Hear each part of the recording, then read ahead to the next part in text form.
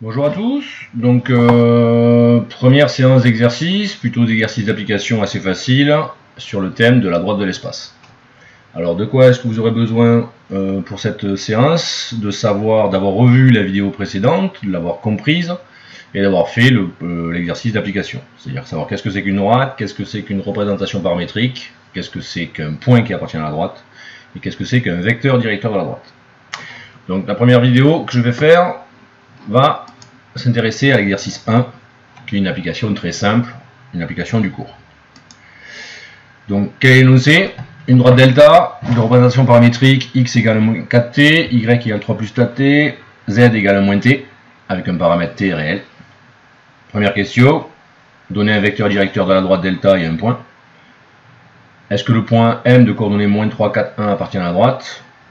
Enfin, donner des coordonnées de 3 points, par exemple, qui appartiennent à la droite. Et tout ceci pour permettre de trouver une autre représentation paramétrique de delta. À vous d'en trouver une plus simple. Donc là, on fait pause et je vous demande de faire l'exercice. Allez, pause.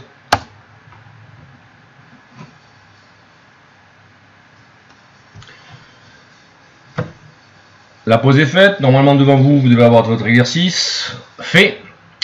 On s'intéresse à la première question. Donner un vecteur directeur de la droite. Et un point. Si vous avez compris ce qu'indiquait la proposition 1 du cours précédent, pour lire les coordonnées d'un point et d'un vecteur directeur, il suffit de lire sur la représentation de la droite. On commence par un vecteur directeur, dont les coordonnées sont les coefficients du paramètre t. On trouve moins 4, 1 et moins 1. C'est bien un vecteur non nul, donc c'est un vecteur directeur de la droite delta. Je le redirai jamais assez, n'oubliez pas qu'on peut prendre n'importe quel vecteur directeur qui est collinaire à ce vecteur-là. Par exemple, le vecteur 4, moins 1, 1, équivalent à moins 1, moins u, est aussi un vecteur directeur. Pour le point, même chose, il suffit de lire, c'est relativement simple, ce sont les constantes. On lit 1, 3, 1. Une autre manière de voir, on prend une valeur du paramètre t égale à 0, et on calcule, on remplace dans les équations et on calcule et on trouve les coordonnées du point A, 1, 3, 1. Le point A, dont les coordonnées vérifient le système d'équations paramétriques, appartient à la droite delta. Bien sûr, on n'est pas obligé de prendre t égale 0. Il y a d'autres valeurs de t qu'on peut prendre, par exemple, des valeurs de t qui permettent d'annuler certaines coordonnées. Regardez que si vous prenez t égale 1, on obtiendra z égale 0. C'est-à-dire qu'on obtiendra comme coordonnées pour un autre point B, 1 moins 4, 3 plus 1, 1 moins 1. D'où les coordonnées d'un point B, moins 1, 4, 0. On trouve ainsi facilement un autre point qui appartient à la droite. Deuxième question, est-ce que le point M il va appartenir à la droite delta? Exactement comme dans le plan, il faut faire le lien entre l'appartenance géométrique et le fait que les coordonnées soient solutions d'un certain système. Donc, en fait, il s'agit de trouver si on peut trouver une valeur du paramètre t, qui sera la solution de notre système, qui permette d'atteindre le point M.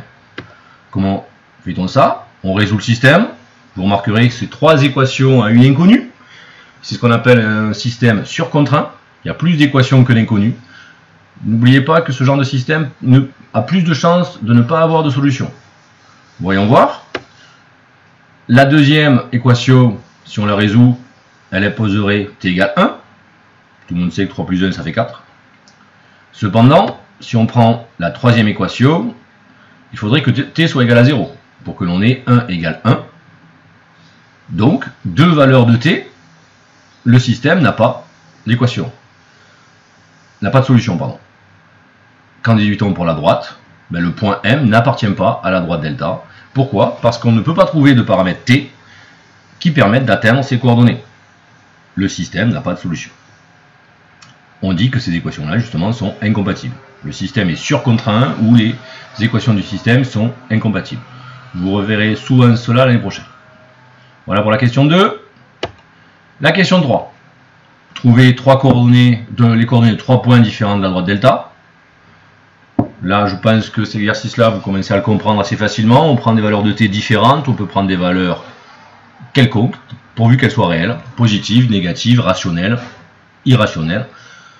c'est les exemples que j'ai pris. Pour t égale 0, le point A, 1, 3, 1. Pour t égale moins 1, le point B qu'on avait déjà eu, moins 1, 4, 0. Et enfin, si on prend par exemple t égale racine de 3, on trouvera un point C qui a pour coordonnées 1 moins 4 racine de 3, 3 plus racine de 3 et 1 moins racine de 3. Essayez, prenez d'autres valeurs et vous obtiendrez des points qui sont alignés avec les points A et B. Dernière question, trouver une autre représentation paramétrique de la droite delta. Comment faire cela? Revenir à la définition. Une droite delta, elle est définie de manière correcte avec un point de la droite et un vecteur collinaire à U, non nul, sous-entendu. Pour cela, on a le choix avec les questions précédentes. On peut prendre par exemple le point C, qui était relativement simple, et un vecteur collinaire à U. Comme dans le point C, il y avait un paramètre qui était irrationnel égal à racine de 3, j'ai pris par exemple moins 1 sur racine de 3U, qui donne un vecteur U qui est collinaire au vecteur U précédent. C'est certes pas le plus simple, mais pour vous montrer que on obtient de toute manière, une équation paramétrique, un système d'équations paramétriques de la droite de la même manière. Bon là il y a un petit problème de mise en page, je corrigerai ça la fois d'après. Ah. Ok, donc là vous voyez les trois équations, même si elles ont l'air compliquées, vous devez être capable de reconnaître immédiatement les coordonnées d'un point A, ou B ou C, qui appartient à la droite. Par exemple ici c'est le point C, de coordonnées 1 moins 4 racine de 3, 3 plus racine de 3 et 1 moins racine de 3.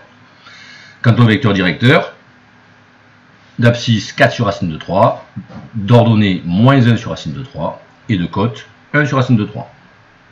Est-ce qu'on peut quand même obtenir le point A? Je vous laisse vérifier qu'en prenant la valeur de t égale 3, on retombe sur les coordonnées de A. Effectivement, puisque c'est une représentation équivalente à la précédente, on peut trouver une valeur du paramètre pour chaque point qui appartenait à la droite précédemment.